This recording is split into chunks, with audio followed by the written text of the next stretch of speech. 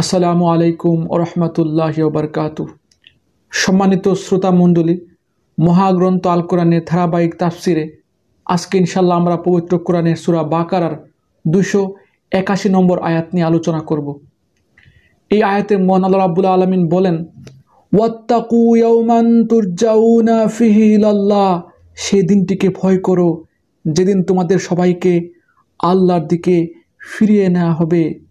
সুম্মা তুয়াফা কুল্লু নাফসিম মা কাসাবাত, সেদিন প্রত্যেক মানব সন্তানকে জীবনভর কামাই করা পাপ পুণ্যের পুরোপুরি ফলাফল দিয়ে দেয়া হবে। ওয়াহুম লা ইউজলামুন, কারো উপর সেদিন কোনো ধরনের জুলুম করা হবে না।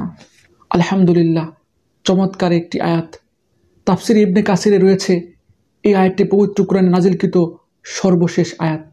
এই আয়াতটি নাজিল হওয়ার 31 দিন পর আমাদের প্রিয় নবী হযরত মুহাম্মদ সাল্লাল্লাহু আলাইহি ওয়াসাল্লাম পৃথিবী থেকে বিদায় নিয়েছেন। এই আয়াতে আল্লাহ রাব্বুল আলামিন মানব জাতিকে কিয়ামতের মাঠের মহাবিচার দিবস সম্পর্কে স্মরণ করিয়ে দিচ্ছেন। আপনারা জানেন, আল্লাহ রাব্বুল আলামিন আমাদেরকে পৃথিবীতে পরীক্ষা করার জন্য পাঠিয়েছেন।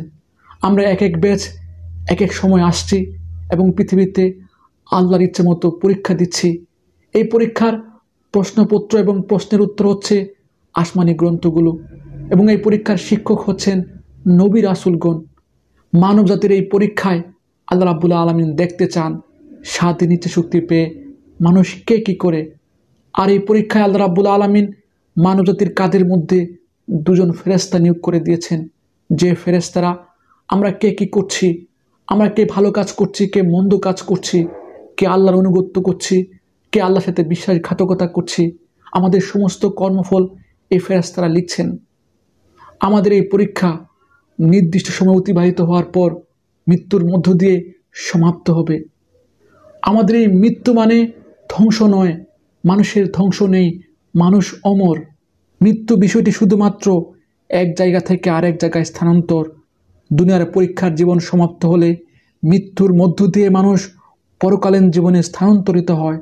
তারপর পরকালীন জীবনে কিয়ামতের মাঠে সকল মানুষকে দুনিয়ার জীবনে কর্মফল দেওয়ার জন্য, পরীক্ষার ফল বুঝিয়ে দেওয়ার জন্য পুনরুত্থিত করা হবে।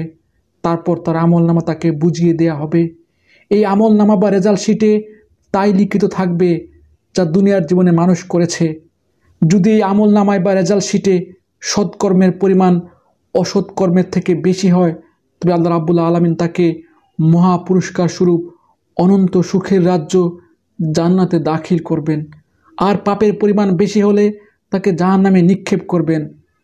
আল্লাহ রাব্বুল আলামিন আমাদের আলোচ্য আয়াতে এই মহাবিচার দিবস সম্পর্কে সাবধান করেছেন, সতর্ক করেছেন।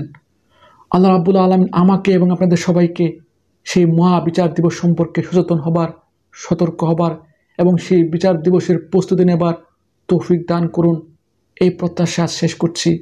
ধন্যবাদ।